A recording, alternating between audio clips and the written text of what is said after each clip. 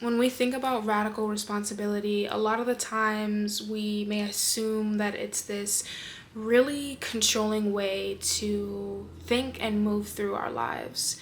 But what exactly is radical responsibility? Radical responsibility is simply taking 100% control over your thoughts, your actions, and your reactions to your current circumstance. It's being able to redirect your energy to something that is a bit more solution based.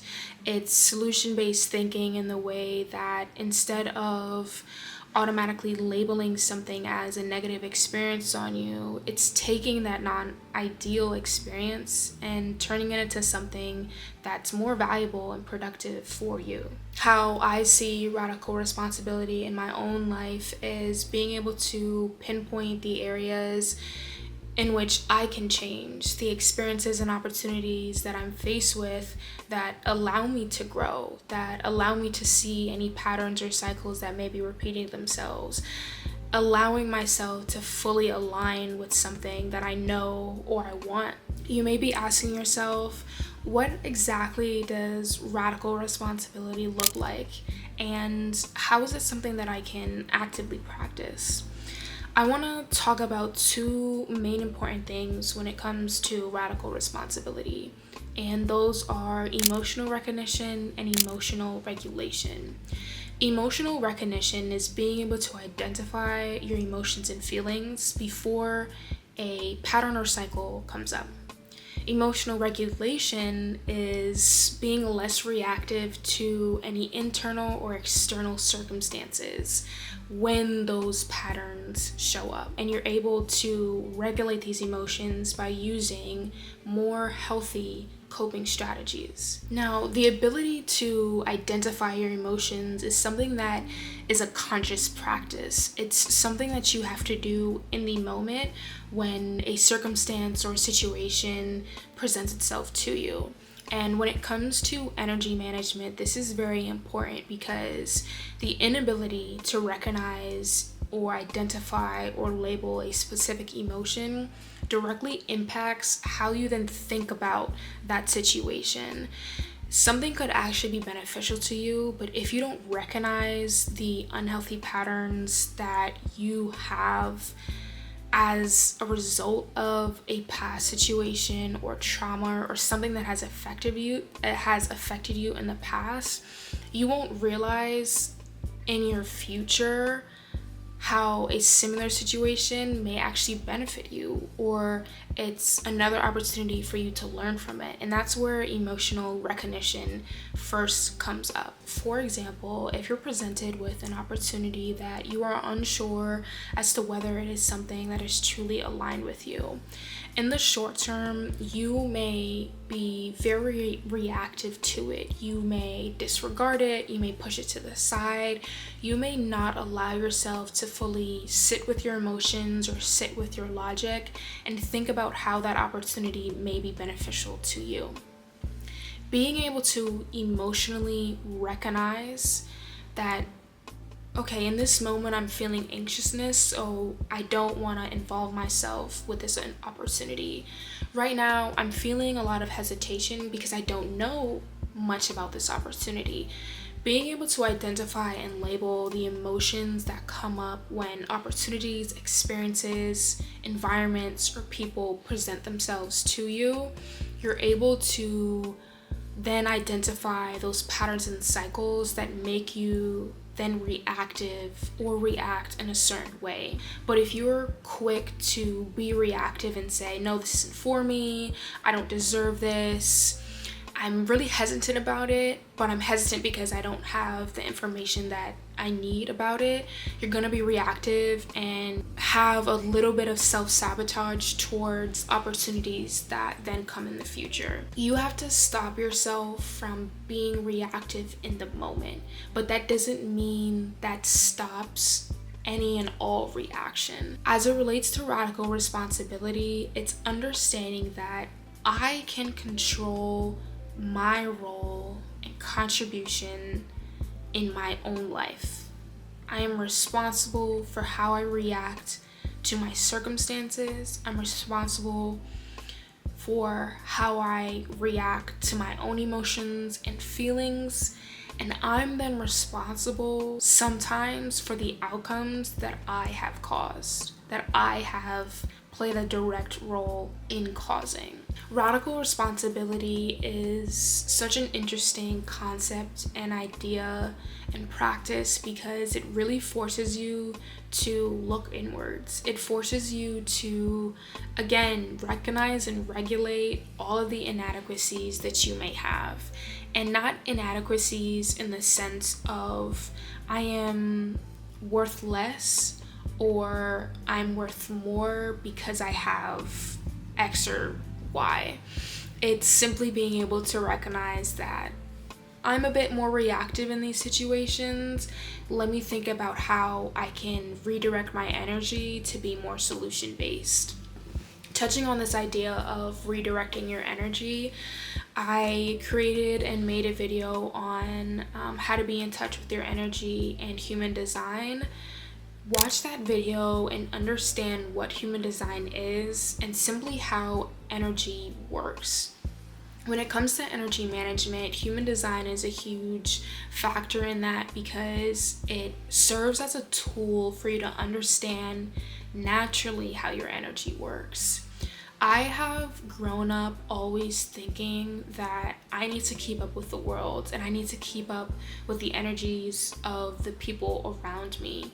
And once I tapped into my human design and understanding how my energy naturally flowed within my body internally, but also in conjunction with other people externally, I was able to sit more in my truth, more in my intuition, and more in my emotions to then make decisions. Quick overview on human design.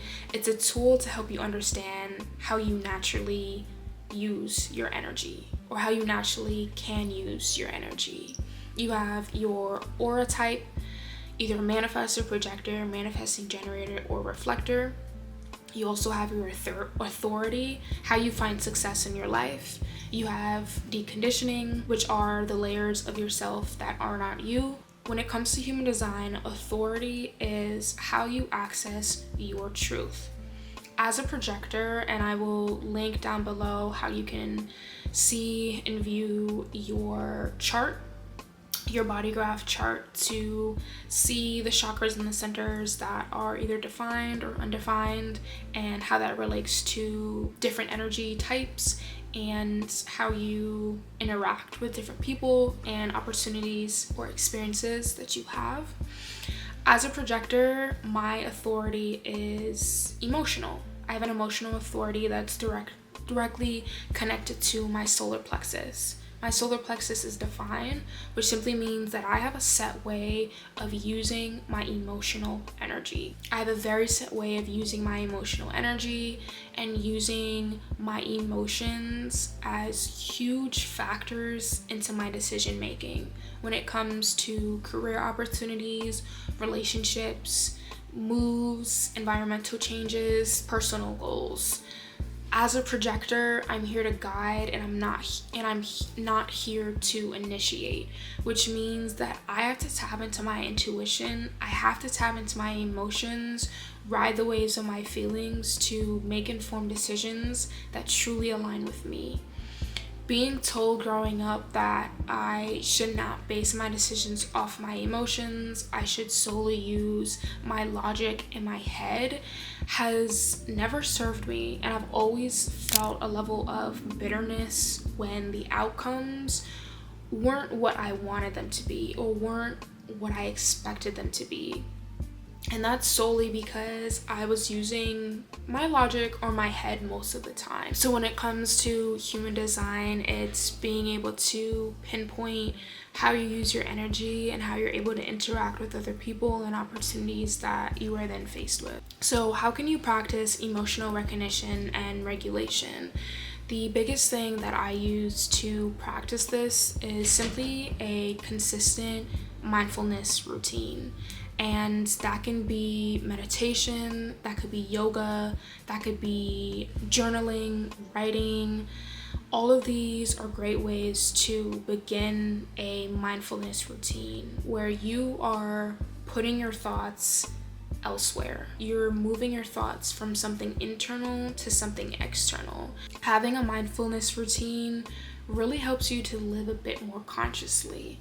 It helps you to become the observer of your own mind and your ideas and how you simply process things. Radical responsibility is taking control of your thoughts and your emotions. And to do that, you have to read them, you have to feel them, you have to move through them in a confident way in order to understand them. You can't take responsibility over your own life if you don't even understand how you move and how you work and how you respond and react to things. It's hard to say one thing without the other. You can't say that you're in tune with yourself if you can't even recognize when patterns or emotions that you've felt before come up again. It's not about always being happy, always being positive, optimistic, knowing if you're gonna say the right thing. It's not about that at all. I can be frustrated in a situation and recognize and have that self-awareness to know that I'm frustrated. And that's the point of radical responsibility. It's knowing in this moment I'm frustrated. And in this moment, I'm deciding to react this way because I'm frustrated. It's not about right or wrong. It's not about good or bad. Learning the lessons and truly understanding how you operate. Having a consistent mindfulness routine helps you to build some internal agency. Internal agency is simply the autonomy and freedom and control over yourself. And I think that is a fundamental human modality and need of control. Being able to control outcomes, being able to control ourselves. And a lot of the times we don't feel that we can control outcomes because we can't control ourselves. We think we can't control how we're gonna react.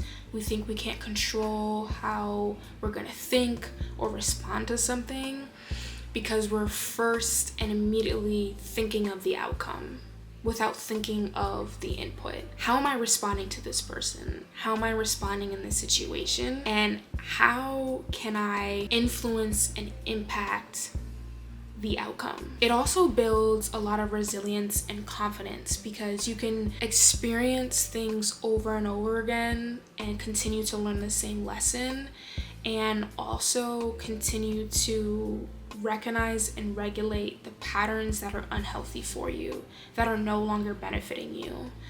You can operate for a year the same way and it could benefit you then, and then something can happen, you can experience something and it no longer benefits you, and you have to not even start over again, but you just have to reevaluate what is working for me, what isn't working for me.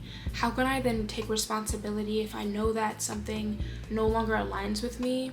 How can I take the responsibility of my own thoughts and my own actions and then react accordingly? Knowing your human design is simply a tool. Take what resonates with you and leave the rest. Knowing that I use my emotions and how I'm feeling to make decisions, knowing that that is what works for me, is just enough for me. I don't read into every little defined gate and what it means to me. I look at it periodically. I take a new piece of information that may resonate with me, with what I'm experiencing in my life at the moment, and I then use that as a tool to help me understand why I'm experiencing what I'm experiencing and how I influence and impact my own life and outcomes. I also want to touch on what it means to live consciously by practicing radical responsibility. When your energy is outside of yourself, when you're worried about someone else, when you're thinking so externally about your outcomes and how other things are impacting or influencing you, it's really easy to get out of touch with yourself and out of touch with your energy. And in a previous video where I talked about how to be in touch with your energy and human design, it's very important to lean on your practices and routines that bring you back to self, that remind you of how you energetically and naturally operate. I think there's so much power in recognizing what works for you. And that is why in all of my videos, I stress to take what resonates and leave the rest. Because me telling you that you don't have to always move and operate using your logic mind, using your head, is okay. Because it contradicts what the media, capitalism, hustle culture has always told us, which is to always use with your head and your logic. What is going to make you the most amount of money? What's going to bring you the most amount of connections? What is going to position you higher on this invisible scale than other people? And that is personally not a way that I think everyone should move and operate. It should be specific to you, an individual to you. So to live consciously is to lean on those routines and mindfulness practices that help you. Again, some examples are journaling, simple yoga movements. I really enjoyed stretching every morning, and I'm trying to implement that in my night routine as a way for me to connect back with my body and the energy in my physical a bit more. I also want to touch on the importance of having a healing community, and a healing community doesn't need to be something that is super defined or labeled as a healing community.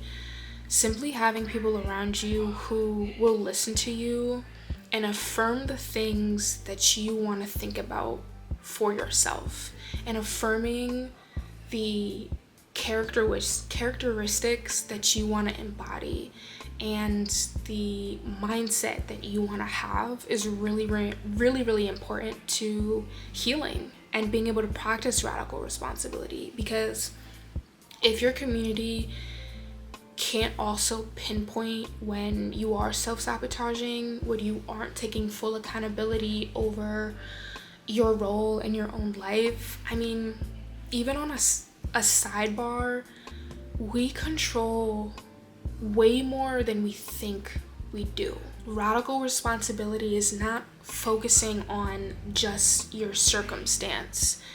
We can all relate, and I did want to preface this video by saying this, but privilege and external circumstances and influences really do impact us, but not in the way that I think the media has portrayed it to. As much as things happen around us that directly or indirectly impact us, it is just as important to realize that you can still control your own thoughts and reactions to them. I still can control what I think, and I can still control my actions, and I can still control my reactions to everything that's happening around me. There is so much happening in the world right now that both directly and indirectly impacts so many people. How do you want to react to everything that's happening around you? Do you want to build the internal agency to make decisions on your own confidently in a way that serves you and your community? These are all things that I hope this video has helped you to understand or just start to think about and to be open-minded about. Radical responsibility is such an interesting practice, and it's not something that I live by, but it's definitely something that is important to me, and it's definitely something that I am starting to tap into a little bit more, and understanding moving forward that I am in control. I'm in control of my thoughts, my actions, therefore my energy, and how I react to my circumstances. So I really hope this video helped anyone who is watching it. As always, take what resonates and leaves the rest. Understand that radical responsibility is simply taking accountability for your thoughts, your actions, and how you react to your circumstances, regardless. And redirecting your energy to be more solution-based on helping you build systems that are beneficial to you. I hope you all enjoy this video, and I will see you all in my next one.